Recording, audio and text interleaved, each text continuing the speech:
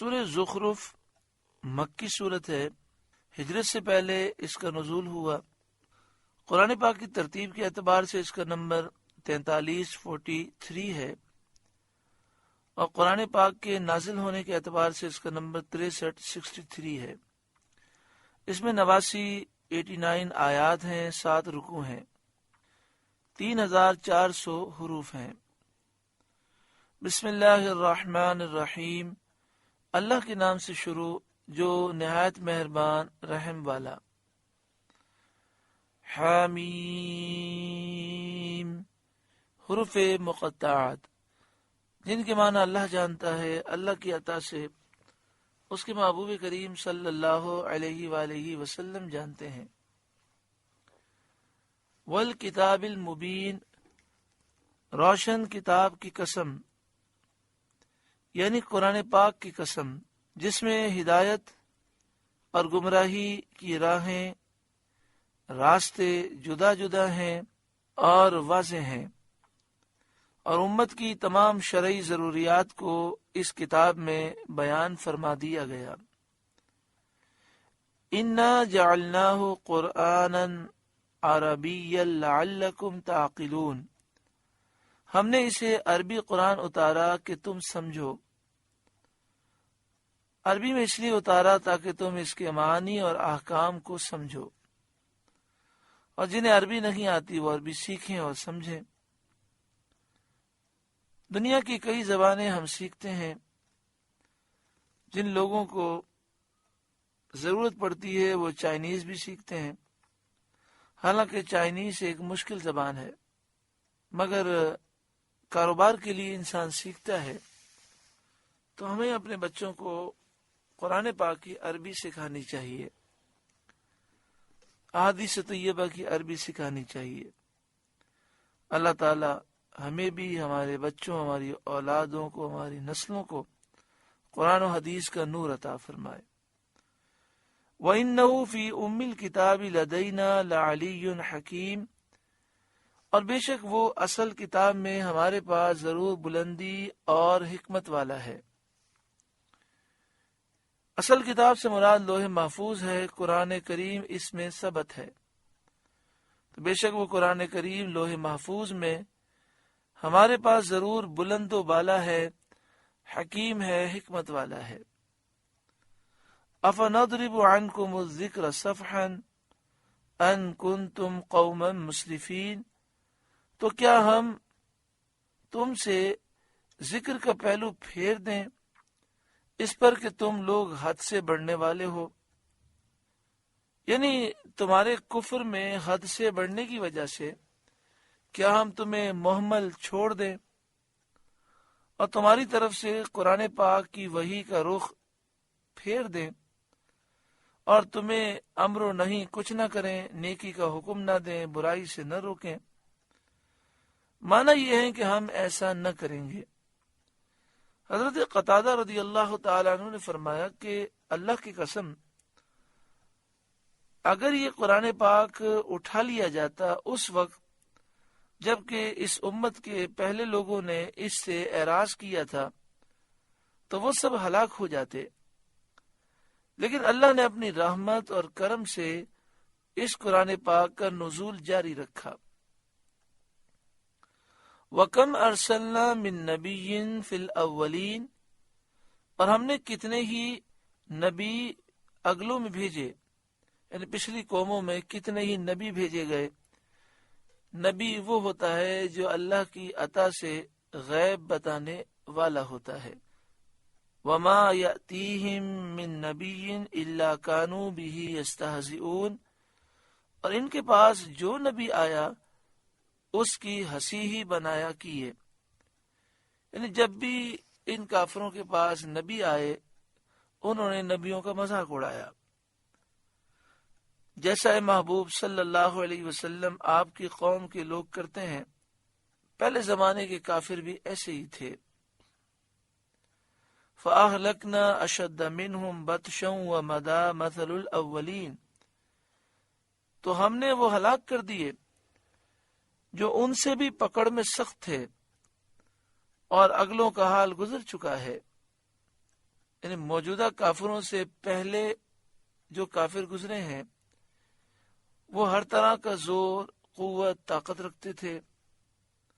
اے محبوب، آپ کی امت کے لوگ جو پہلے کفار کی چال چلتے ہیں، پچھلے کافروں جیسی حرکتیں کر رہے ہیں، ان کافروں کو ڈرنا چاہیے کہیں ان کا بھی وہی انجام نہ ہو جو پچھلے لوگوں کا ہوا کہ ذلت و رسوائی کی عقوبتوں سے ہلاک کیے گئے، تو وہ جس طرح ہلاک کیے گئے یہ بھی ہلاک کیے جائیں۔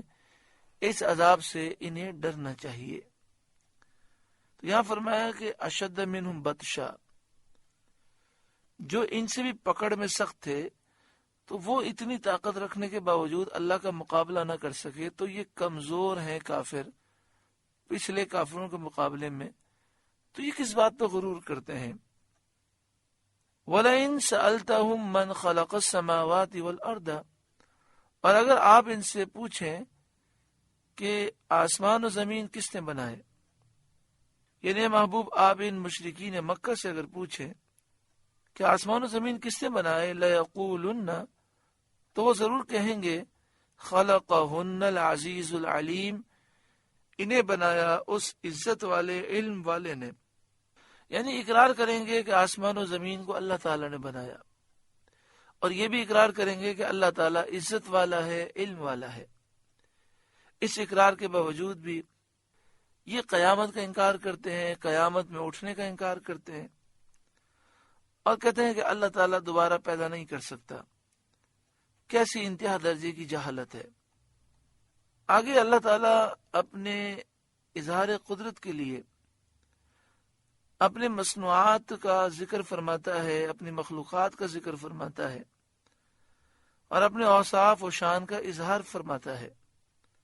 الذی جعل لکم الارض مہدا، وہ جس نے تمہارے لیے زمین کو بچھونا کیا، وجعل لکم فیہا سبلا لعلکم تہتدون، اور تمہارے لیے اس میں راستے کیے کہ تم راہ پاؤ، سفروں میں اپنے منازل و مقاصد کی طرف تم راستہ پا سکو۔ اللہ نے زمین میں راستے بنائے۔ والذی نزل من السماء ماء بقدر، اور وہ جس نے آسمان سے پانی اتارا ایک اندازے سے، یعنی ایک مقرر نظام کے تحت، تمہاری حاجتوں ضرورتوں کی مقدار پانی اتارا، نہ اتنا کم کہ اس سے تمہاری حاجتیں ضرورتیں پوری نہ ہوں، اور نہ اتنا زیادہ کہ قوم نوح کی طرح وہ پانی تمہیں ہلاک کر دے۔ فَأَنشَرْنَا بِهِ بَلْدَةً مَيْتًا، تو ہم نے اس پانی سے ایک مردہ شہر زندہ فرما دیا۔ كَذَلِكَ تُخْرَجُونَ، یوں ہی تم نکالے جاؤ گے، یعنی یوں ہی تم اپنی قبروں سے زندہ کر کے نکالے جاؤ گے۔ والذی خلق الازواج کلھا، اور جس نے سب جوڑے بنائے، یعنی تمام اصناف اور انواع، ہر چیز کے جوڑے بنائے۔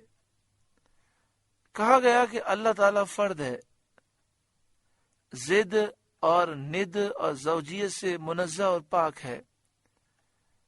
اس کے سوا مخلوق میں جو بھی ہے وہ زوج ہے، ہر ایک اللہ نے جوڑا بنایا۔ وَجَعَلَ لَكُم مِّنَ الْفُلْكِ وَالْأَنْعَامِ مَا تَرْكَبُونَ، اور تمہارے لیے کشتیوں اور چوپایوں سے سواریاں بنائیں۔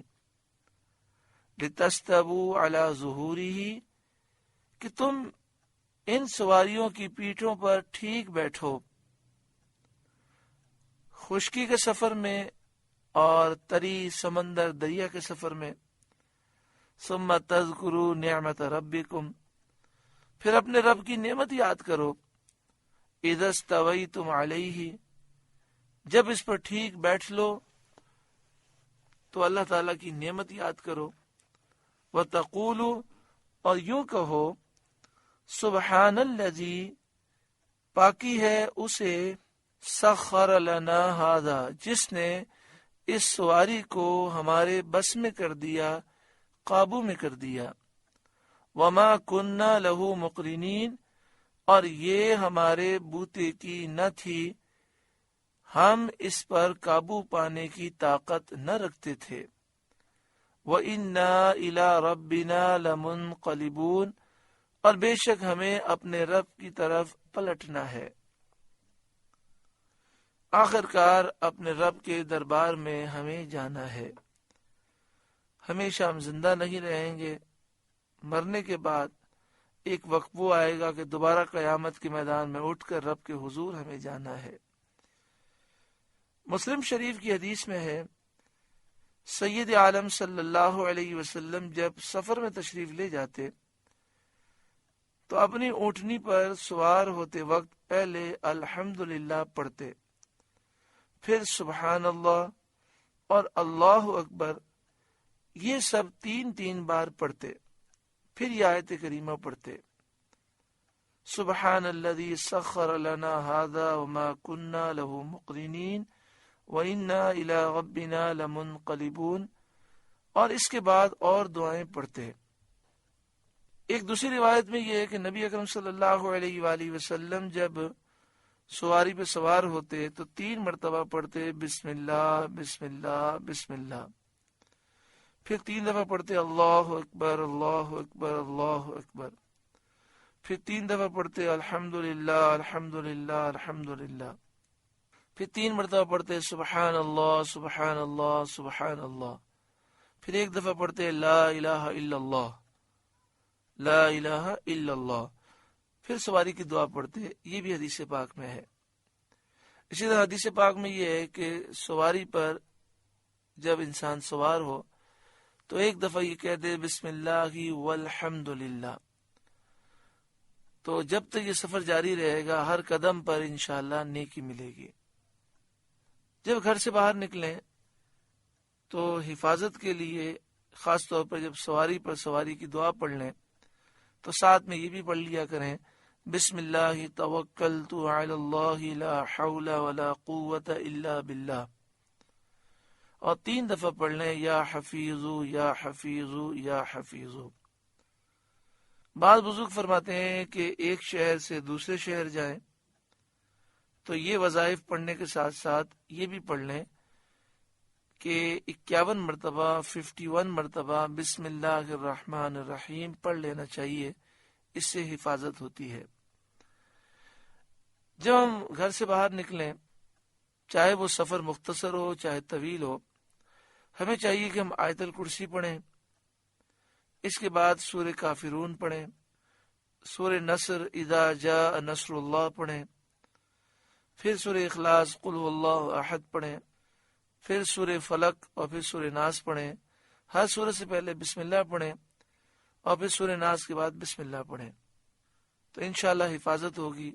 بلکہ یہ بھی فرمایا گیا کہ یہ وظیفہ کرنے کے بعد 1 دفعہ سورہ قصص کی آیت نمبر 85 کی تلاوت کریں، ان الذی فرض علیک القرآن لرادک الی معاد۔ بحر شریعت میں جہاں حج کا حصہ ہے، یعنی بحر شریعت کا 6واں حصہ، اس کے شروع میں بڑی پیاری دعائیں لکھی ہیں، خاص طور پر گھر سے نکل کر جو دعا پڑھنے کی ہے، بڑی پیاری دعائیں ہیں کہ جس کے پڑھنے سے انسان ہر آفت بلا سے محفوظ رہتا ہے۔ تو ہو سکے تو بحر شریعت مکمل کتاب اپنے گھر میں رکھیں، اور 6 حصے میں ابتدا میں جہاں حاجیوں کو سفر کے آداب سکھائے گئے، وہاں جو دعائیں ہیں وہ دعائیں بھی یاد کرنی چاہیے، اور جب گھر سے باہر نکلیں، چاہے مختصر سفر ہو چاہے طویل سفر ہو، یہ دعائیں ضرور پڑھیں۔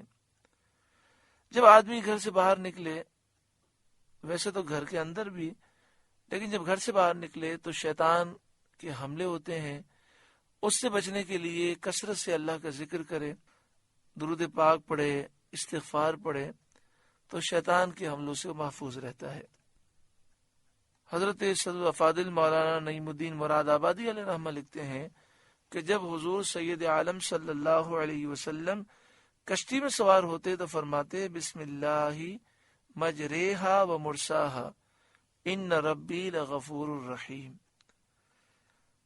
آگے شاید فرمایا وَجَعَلُوا لَهُ من عبادہ جزءا، اور اللہ کے لیے اس کے بندوں میں سے ٹکڑا ٹھہرایا۔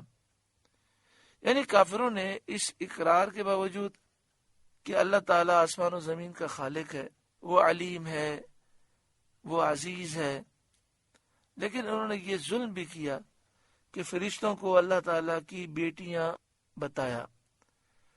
اولاد صاحب اولاد کا جز ہوتی ہے، اولاد باپ کا جز ہوتی ہے۔